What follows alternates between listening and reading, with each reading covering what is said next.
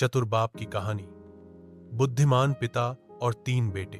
500 शब्दों की मजेदार शिक्षाप्रद कहानी। बहुत समय पहले की बात है। एक छोटे से गांव में रामू नाम का एक गरीब किसान अपने 3 बेटों के साथ रहता था। उसके पास ज्यादा संपत्ति नहीं थी, परंतु वह बहुत समझदार और चतुर व्यक्ति था। उसके तीनों बेटे मेहनती नहीं थे, हर समय लड़ते झगड़ते रहते थे। रामू को चिंता थी कि उसके बाद ये तीनों कुछ भी नहीं संभाल पाएंगे।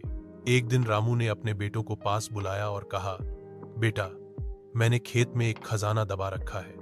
जब मैं नहीं रहूं तो उसे जरूर खोद कर निकालना। तीनों बेटे यह सुनकर बहुत खुश हो गए। कुछ महीनों बाद रामू की मृत्यु हो गई।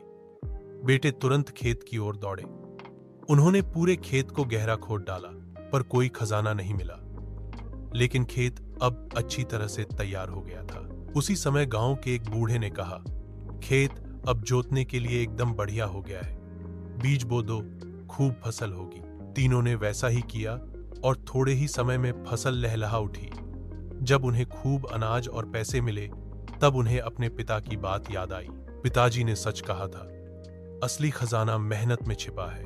अब वे तीनों समझ गए कि उनके पिता ने झूठा खजाना नहीं बताया था, बल्कि उन्हें काम की कीमत सिखाई थी।